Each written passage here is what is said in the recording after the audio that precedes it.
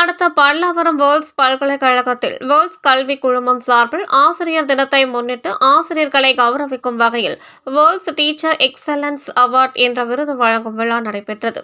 இந்நிகழ்ச்சிக்கு சிறப்பு விருந்தினராக சுகாதாரத்துறை அமைச்சர் மா. சுப்பிரமணியன், பல்லாவரம் தொகுதி சட்டமன்ற உறுப்பினர் இ. கருணாநிதி, வயது வந்தோர் மற்றும் முறைசாரா கல்வி இயக்குநர் டாக்டர் நாகராஜ் முருகன், வேர்ல்ட்ஸ் பல்கலைக்கழக நிறுவனத்தின் வேந்தர் டாக்டர் ஐசரி கணேஷ், துணைவேந்தர் ஆர்த்தி கணேஷ், துணைத் தலைவர் டாக்டர் பிரீதா கணேஷ் கலந்து கொண்டு குத்துவிளக்கேற்றி நிகழ்ச்சியை துவக்கி வைத்தனர்.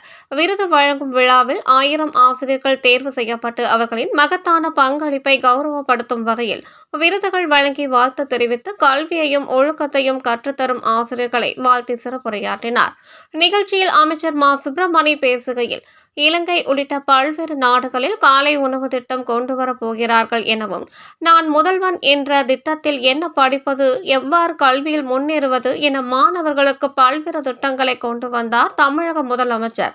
கல்வித்துறை மேம்படுத்தி அடுத்த கட்டத்திற்கு உயர்த்தி வருகிறார் தமிழக முதலமைச்சர் என கல்வி சார்ந்த பல்வேறு திட்டங்களை தெரிவித்தார்.